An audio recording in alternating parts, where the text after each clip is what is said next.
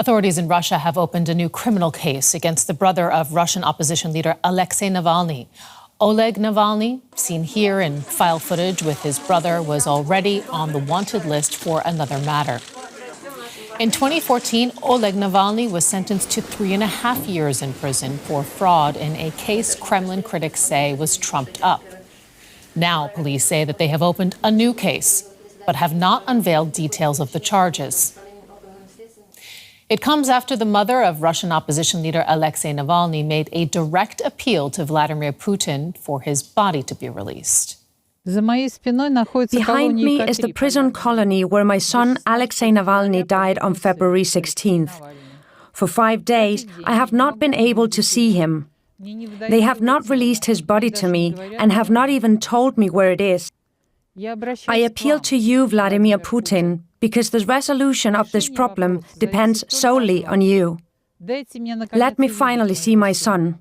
I demand that Alexei's body be released immediately so that I can bury him properly.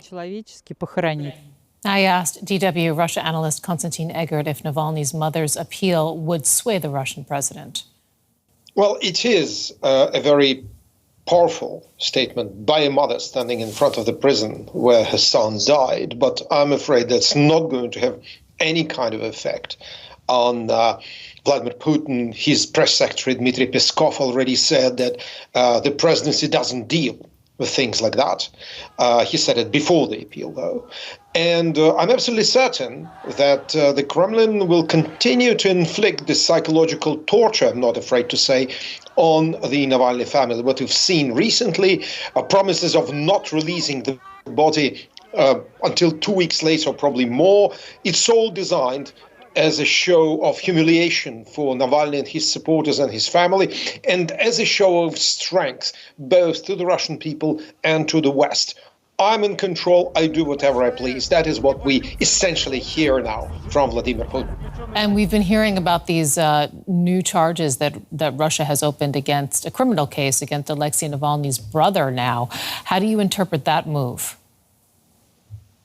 Well, it is the element of this continuous pressure. It shows that the family will not be left alone. Luckily, Oleg Navalny, according to the Russian media reports, is living outside of Russia. I think it's Cyprus, but I think we should verify it. I think it's Cyprus. And probably he's not going to be arrested. But if you look at the way, for example, Putin's regime tried to use at least the Interpol lists, he may well be pursued across the globe. So this is an additional pressure element, and this is an additional way of saying we're not going to leave you alone. Constantine, I would like to ask you about Yulia Navalnaya because, I mean, she has vowed to carry the torch for her husband and carry on his work. Her account on social media platform X was briefly suspended for violating the community rules. It seems to be back up again. What's going on there?